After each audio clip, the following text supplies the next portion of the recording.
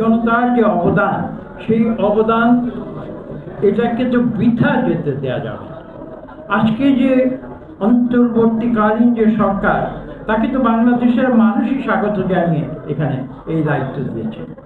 আজকে সেই সরকারকে উপলব্ধি করতে হবে, শব্দ বলেছেন আবেগ, কোন মহা আবেগের ফলশ্রুতিতে আজকে এখানে এই অন্তর্বর্তীকালীন সরকারকে আনা হয়েছে, সেটা শুধু আমাদের আবেগে বুঝলে হবে না। যাদেরকে আনা হয়েছে তাদের সেই আবেগ থাকতে হবে, তাদেরকে কি গুরু দায়িত্ব আজকে তাদের উপরে অর্পণ করা হয়েছে। কত বড় আস্থা বাংলাদেশের 18 কোটি মানুষ, 18 জন মানুষের উপরে দিয়েছে, তাদেরকে এবং তাদেরকে উপলব্ধি করে আমি যেটা বিশ্বাস করি, তাদেরকে ডেলিভারি, তাদেরকে একটি জিনিস তাদের প্রথম দিন বা প্রথম এক সপ্তাহের ভিতরে বাংলাদেশের 18 কোটি মানুষকে বুঝিয়ে দেওয়া উচিত ছিল যে তোমরা যেমন আমাদের দায়িত্ব দিয়েছো, আমরা সেই দায়িত্ব সাহসিকতার সঙ্গে পালন করেছি। And we mean business। আমি দুঃখের সঙ্গে বলতে বাধ্য হচ্ছি, এই অন্তর্বর্তীকালীন সরকার বাংলাদেশের 18 কোটি মানুষের কাছে আজ 6 মাস পার হয়ে গেছে, এই মেসেজ তারা আজ পর্যন্ত বাংলাদেশের 18 কোটি মানুষের কাছে দিতে পারে।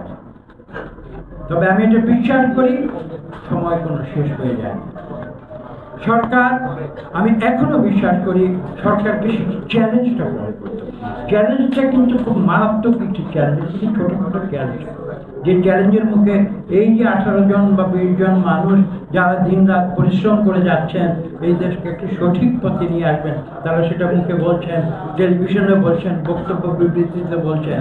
এই চ্যালেঞ্জটি কিন্তু ইসলাম ক্যাজুয়ালি নিলে হবে না। আমি ঘুরবো, ফিরবো, ফ্ল্যাগ ঘুরাবো, তাতে করে কিন্তু এই চ্যালেঞ্জটি সিরিয়াসলি নিতে হবে। এবং সরকার কিন্তু বাংলাদেশের 18 কোটি মানুষ সবাইকে খুশি রেখে সব কিছু করতে পারে। আমি রাজনৈতিক দল হিসেবে কিন্তু আমার দায়িত্ব, আমার দলের যদি 5 কোটি বা 10 কোটি সদস্য থাকে, আমার কাজ হচ্ছে রাজনৈতিক হিসেবে সবাইকে খুশি রাখা। কঠোর হতে সময়ে তাদের মমতাময়ী হতে হবে, দুটোই তাদের। সরকারে যাবার আগে কিন্তু এই ভূমিকা তাদের ছিল না, এটা তাদের বুঝতে হবে তাদের কাজটি কি, দায়িত্বটি কি। বাংলাদেশের মানুষ তাদের যে ম্যান্ডেট দিয়েছে, সেই ম্যান্ডেটটি তাদের পরিপূর্ণ করার জন্য, ফুলফিল করার জন্য তাদের যেখানে শক্ত হবার প্রয়োজন সেখানে শক্ত হতে হবে, যেখানে নরম হবার প্রয়োজন সেখানে নরম হতে হবে। এবং পাশাপাশি আমি একথাটিও আজকে স্পষ্ট করে চাই, তারা কিন্তু কোনো পক্ষপাতিত্ব করতে পারবে না। যে মুহূর্তে তারা পক্ষপাতিত্বে চলে যাবেন, তখনই কিন্তু তাদের কার্যপদ্ধতি ব্যর্থ থাকবে। এটি সত্য, আমরা মানি। আমরা শুনেছি ছাত্ররা নাকি এই সরকারকে অ্যাপয়েন্টমেন্ট দিয়েছে। আমি জানি না, আমরা যেটা বললাম যে আমরা শুনেছি। আমরা জানি না যে সারা দেশের বাংলাদেশের মানুষ কি তাদের দায়িত্ব দেয়নি এই সরকার? 18 কোটি মানুষ কি তাদের দায়িত্ব দেয়নি?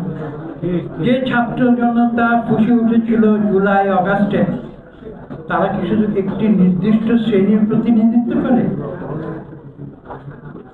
আমি একটা কঠিন প্রশ্ন করছি, তারা কি একটি নির্দিষ্ট শ্রেণীর প্রতিনিধিত্ব করে? সেই আন্দোলনে তো বাংলাদেশের প্রতিটি মানুষ, একটু আগে বোধহয় আপনারা কেউ বলেছেন, একটা স্কুলের শিক্ষক এখানে ছবি দেখিয়ে বলেছেন, পিতা বলেছেন সেই শিশুটি যখন রাজপথে গিয়েছিল তাকে থামিয়ে রাখা যায়নি, তার মা কিন্তু তার পিছনে পিছনে ছুটেছিল।